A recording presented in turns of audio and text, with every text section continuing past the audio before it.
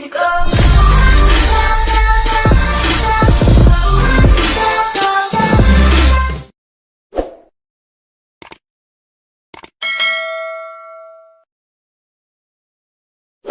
Bismillahirrahmanirrahim. Assalamualaikum warahmatullahi wabarakatuh.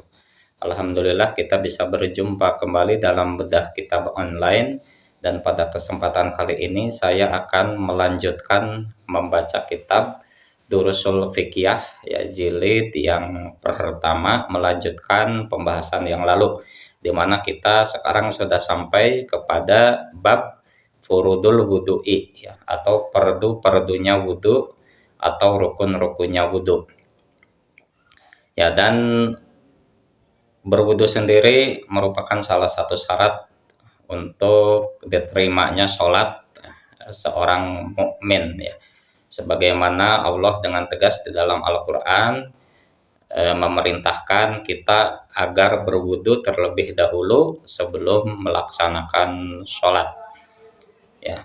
Bunyi ayatnya Bismillahirrahmanirrahim.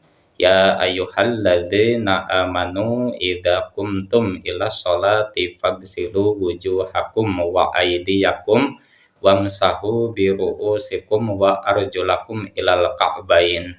Itu adalah ayat Al-Qur'an surat Al-Maidah ayat 6 yang memerintahkan kepada kita agar berwudu terlebih dahulu sebelum melaksanakan sholat ya. Dan dikuatkan lagi oleh hadis baginda Nabi Muhammad Rasulullah SAW yang berbunyi la yaqbalullahu sholata ahadikum idza ahdasa hatta yatawaddo'a ya, yang artinya Allah tidak akan menerima sholat salah seorang di antara kalian apabila kalian berhadas sampai kalian melaksanakan wudhu ya. Baik, kita langsung menuju ke kitab Durusul Fiqiyahnya, kita bedah bersama-sama ya.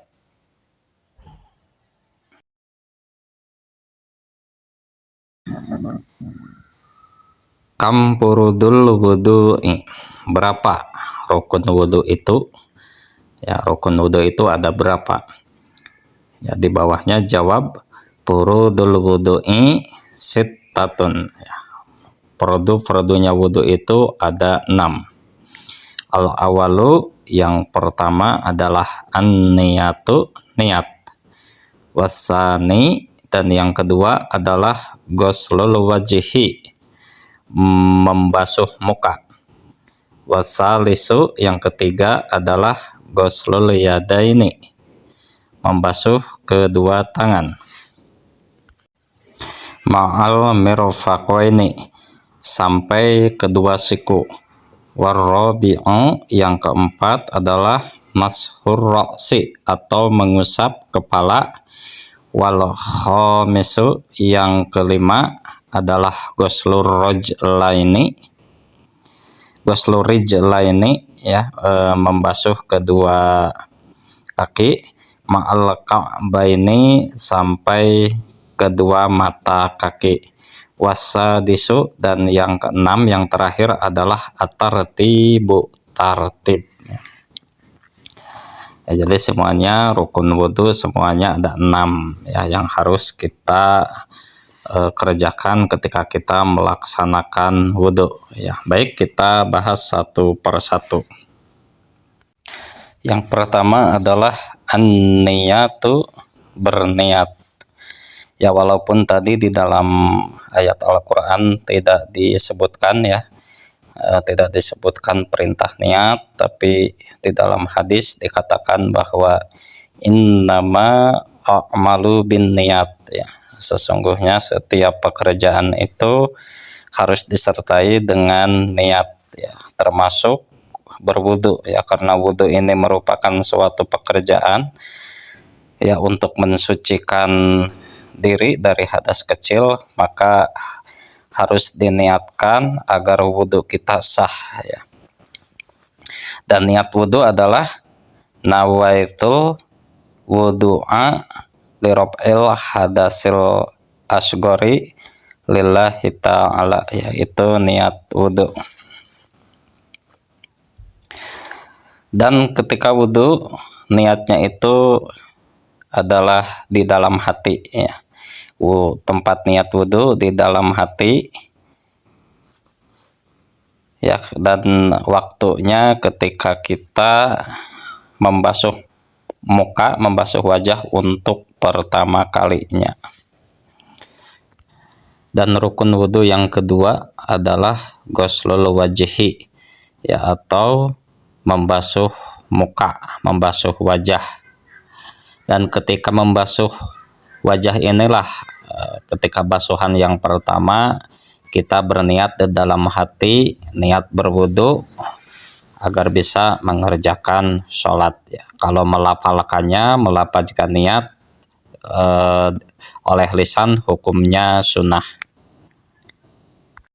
ya. Dan ingat bahwa membasuh muka, membasuh wajah ketika berwudu itu wajibnya hanya 1 kali basuhan, tapi merata ya, merata basuhannya dari mulai panjangnya, dari mulai ujung rambut di atas dahi ya, di atas dahi sampai dagu ke bawah, dan lebarnya adalah dari daun telinga yang kanan sampai ke daun telinga yang kiri. Itu adalah batasan muka yang wajib dibasuh ketika berwudu, dan basuhan yang wajib itu hanya 1 kali ya, sedangkan basuhan yang kedua dan yang ketiga itu adalah disunahkan.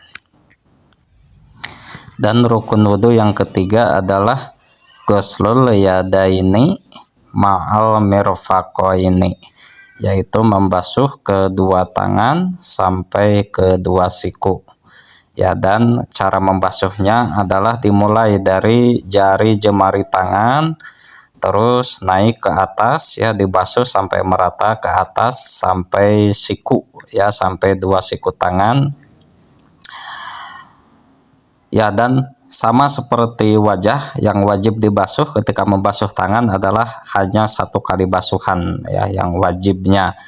Sedangkan basuhan yang kedua dan yang ketiga itu adalah sunnah ya, perintah kesempurnaan. Dan rukun wudhu yang keempat adalah mashur ro'si, mengusap kepala ya. Dan di dalam fikih kita di Indonesia, madhab Imam Syafi'i, berwudhu mengusap kepala tidak harus membasuh ya, tapi cukup dengan diusap. Dan rambut yang ada di bagian kepala ya, artinya ketika kita mempunyai rambut yang panjang sampai pinggang misalkan, yang wajib dibasuh adalah sebagian rambut yang ada di wilayah kepala ya. Kalau kita membasuh yang ada di wilayah pinggang ya, misalkan wanita karena rambutnya panjang, dia membasuh rambutnya yang ada di wilayah pinggangnya, maka tidak sah wudhunya ya. Tapi harus rambut yang ada di wilayah kepala, dan cukup diusap, tidak harus dibasuh dengan air ya. Dan rukun wudhu yang kelima yang berikutnya adalah ghuslur rijlaini ya, atau membasuh kedua kaki, ma'al ka'baini, sampai 2 mata kaki. Jadi yang wajib dibasuh ketika berwudu membasuh kaki adalah hanya sampai 2 mata kaki ya, di bawah ya. Tapi untuk kesempurnaan kita basuh sampai ke atas, sampai ke betis ya, malah sampai ke lutut agar lebih sempurna. Tapi kalau yang wajib hanya cukup sampai 2 mata kaki ya. Dan rukun wudhu yang keenam atau yang terakhir adalah at-tartibu, tartib ya. Maksudnya kita tertib berurutan mengerjakan wudhu itu ya, sesuai urutan perintah di dalam agama ya. Dimulai dari niat, lalu setelah niat membasuh muka, setelah membasuh muka membasuh kedua tangan, setelah membasuh kedua tangan membasuh kepala ya, mengusap, bukan membasuh, mengusap kepala ya. Setelah membasuh kepala lalu membasuh kedua kaki sampai kedua mata kaki. Jadi harus berurutan ya. Ya, tidak boleh membasuh muka dulu, lalu membasuh tangan baru berniat. Ya, itu tidak tertib dan tidak sah. Ya wallahu alam bisawab. Ya, semoga ada manfaatnya. Baik, sampai sini dulu pembahasan bedah kitab kita. Semoga ada manfaatnya. Saya pamit. Wassalamualaikum warahmatullahi wabarakatuh.